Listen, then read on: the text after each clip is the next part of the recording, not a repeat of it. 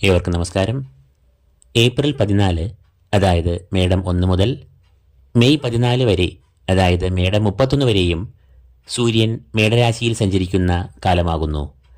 ഈ ഒരു മാസക്കാലം സൂര്യൻ്റെ ഈ സഞ്ചാരം ഓരോ രാശിജാതരെയും എങ്ങനെയെല്ലാം സ്വാധീനിക്കുന്നു, അഥവാ എന്തെല്ലാം അനുഭവങ്ങൾ നൽകുന്നു, ശുഭഫലങ്ങൾ ഏവ, ദോഷഫലങ്ങൾ ഏവ എന്നിവയെല്ലാം വിശകലനം ചെയ്യുന്ന ഈ പരമ്പരയിൽ ഇന്ന് നാം ഇടവക്കൂറുകാരുടെ ഫലങ്ങളാണ് ചർച്ച ചെയ്യുന്നത്. കാർത്തിക മുക്കാൽ, രോഹിണി, മകയിരം അര എന്നിവയാണ് ഇടവക്കൂറിൽ വരുന്ന നക്ഷത്രങ്ങൾ.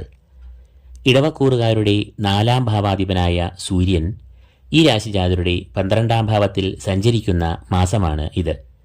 12-ാം ഭാവം എന്നത് ചെലവിൻ്റെ സ്ഥാനം ആകുന്നു. ഈ ഭാവത്തിൽ സൂര്യൻ സഞ്ചരിക്കുന്നത് അനിഷ്ടപ്രദവും പ്രതികൂലവുമായ ഫലങ്ങൾക്ക് കാരണം ആകും. പ്രധാനമായും സാമ്പത്തികപരമായ നഷ്ടങ്ങൾക്കാണ് സാധ്യത. പണം അമിതമായി ചെലവഴിക്കേണ്ടി വരുന്ന ഒരു അവസ്ഥ സംജാതമാകും.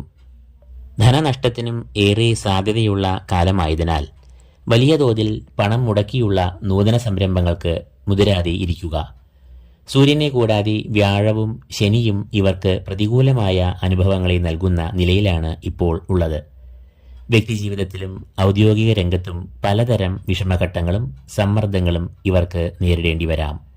കർമ്മരംഗത്ത് ദുർഘടങ്ങൾ, പ്രയാസങ്ങൾ എന്നിവ ഏറുന്ന സമയമാണ് ഇത്.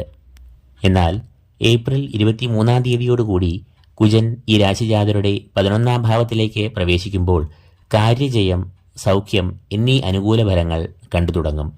2-ാം വാരത്തോടുകൂടി ശുക്രനും ഇവർക്ക് സാമ്പത്തികമായ വെല്ലുവിളികൾ, സമ്മർദ്ദങ്ങൾ എന്നിവ ഏറെ കുറയ്ക്കുന്ന നിലയിൽ ആകും. അതോടുകൂടി കുടുംബസൗഖ്യം, ദാമ്പത്യസുഖം എന്നിവയും കൈവരും.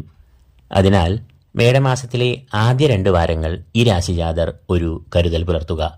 ഇതോടുകൂടി ഇടവക്കൂറുകാരായ കാർത്തികമുക്കാൽ, രോഹിണി, മകേരം ആദ്യ പകുതി എന്നീ നക്ഷത്രജാതരുടെ മേടമാസഫലങ്ങൾ ഇവിടെ പൂർണ്ണമാകുന്നു. ഏവർക്കും വിഷുവാശംസകൾ നേർന്നുകൊണ്ട് നിർത്തുന്നു. നന്ദി, നമസ്കാരം.